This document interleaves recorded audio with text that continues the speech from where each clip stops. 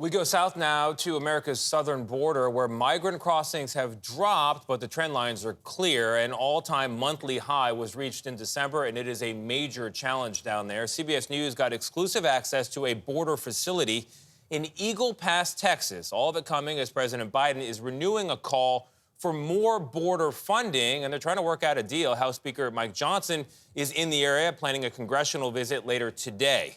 Margaret Brennan, moderator of Face the Nation, has also made her way to Eagle Pass. Margaret, good morning to you.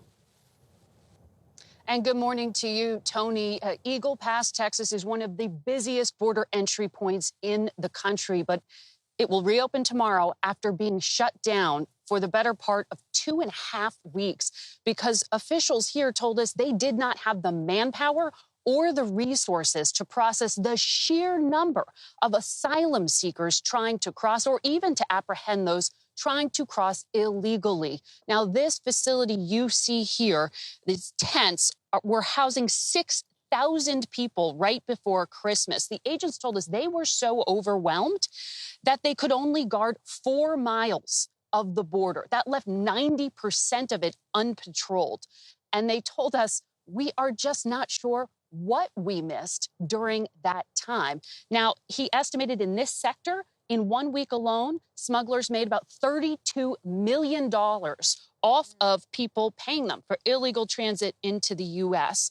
40% of them crossing are families, 60% adult men, according to Border Patrol.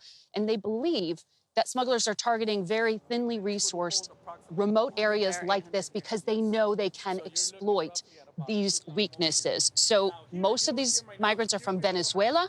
We were also told they are from 61 different countries as far away as Asia and Africa. And what we heard them requesting here, Tony, was for greater resources to be able to patrol and more ability to have consequences like deportation.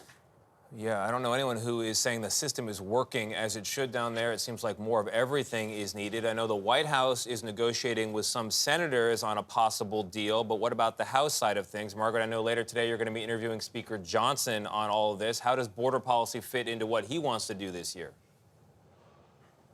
Well, Tony, the sheer fact of the matter is that immigration is one of the top issues in this country for voters. We see that in our CBS polling data, and Republicans have made that one of their signature policy issues. Speaker Johnson will be down here at Eagle Pass, along with around 50 or so Republican lawmakers, to tour that very same facility we just showed you. Johnson has said Republicans want to consider first the issue of border security before they take on that request for aid to Ukraine. And so the White House right now is not negotiating with the House. They're talking to those senators you mentioned. They don't have a deal in hand yet. And even if they do get one, Tony, it is not clear if there are the votes in either chamber to pass one. But the officials here on the ground, Tony, tell us they need funding and they need more authorities. Something's got to change. Margaret Brennan, eye-opening report. Thank you very much.